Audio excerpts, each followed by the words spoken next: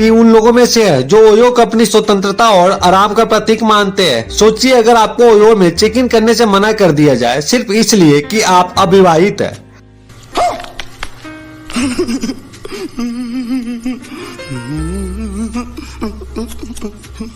हाल ही में आई एक खबर ने सोशल मीडिया पर तहलका मचा दिया है।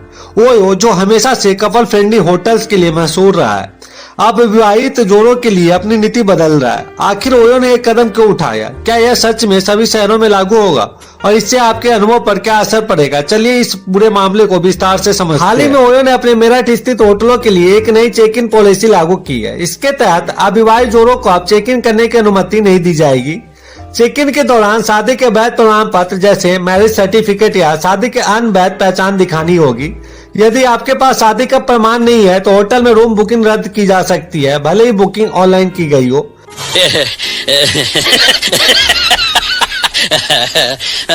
ओयो ने इस नीति को लागू करने का कारण स्थानीय सामाजिक और सांस्कृतिक चिंताओं को बताया है।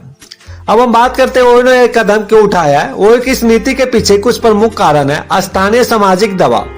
मेरठ जैसे छोटे शहरों में अविवाहित जोड़ों को लेकर समाज में कई प्रकार की भ्रांतियां और दबाव है। ओयो ने स्थानीय समुदाय की भावना का सम्मान करते हुए यह निर्णय लिया है।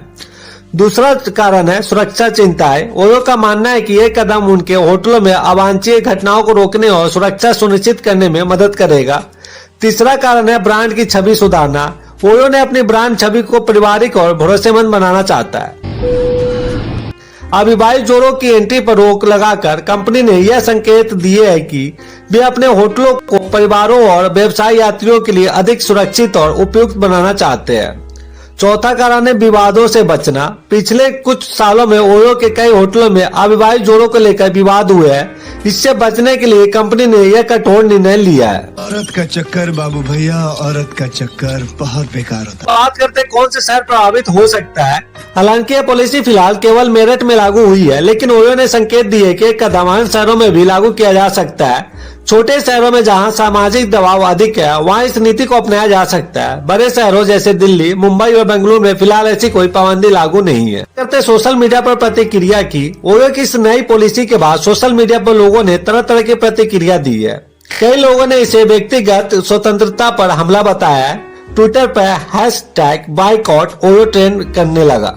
कुछ लोगों ने इस कदम को सही ठहराते हुए कहा कि यह स्थानीय संस्कृति और परंपराओं का सम्मान है। ओयो पर कई मीम्स भी वायरल हुए जिनमें कहा गया कि अब कपल्स को ससुराल वालों से ज्यादा ओयो के कर्मचारियों से डरना पड़ेगा। करते क्या ओयो का एक कदम सही है? तो बात करें तो भारत में किसी भी कानून के तहत अविवाहित जोड़ों को होटल में ठहरने से मना नहीं किया जा सकता है। यह कदम कई लोगों के लिए असुविधाजनक हो सकता है। ओयो को हमेशा से कपल्स फ्रेंडली होटल के रूप में देखा गया है। इस नीति से उनकी पहचान पर नकारात्मक असर पड़ सकता है। बात करते हैं अनमैरिड कपल के लिए अन्य विकल्प की। तो ओयो के इस कदम के बाद अविवाहित जोड़ों को यह समझने की जरूरत है कि दूसरे प्लेटफॉर्म का उपयोग करें। कई अन्य प्लेटफॉर्म जैसे फैब होटल्स और मेक माई ट्रिप ऐसे होटलों की पेशकश करते हैं जो अविवाहित जोड़ों को स्वीकार करते हैं। अब हम बात करते हैं कानूनी अधिकार समझे। भारतीय कानून के अनुसार यदि दोनों व्यक्ति की उम्र 18 वर्ष से अधिक है और उनके पास वैध पहचान पत्र है तो उन्हें होटल में ठहरने से रोका नहीं जा सकता है। सतर्क रहे। होटल बुकिंग से पहले उनकी नीतियों को ध्यान से पढ़े और होटल से सीधे संपर्क करें। दोस्तों, ओयो की इस नई पॉलिसी ने एक बार फिर से निजी स्वतंत्रता और सामाजिक जिम्मेदारियों के बीच की बहस को जन्म दिया है। जहां एक ओर यह कदम स्थानीय संस्कृति और सुरक्षा चिंताओं को ध्यान में रखते हुए उठाया गया है, वही दूसरी ओर यह आधुनिक भारत में व्यक्तिगत स्वतंत्रता के खिलाफ माना जा सकता है। आपका क्या विचार है? क्या ओयो का कदम सही है या व्यक्तिगत स्वतंत्रता पर हमला है? अपनी राय हमें बताएं।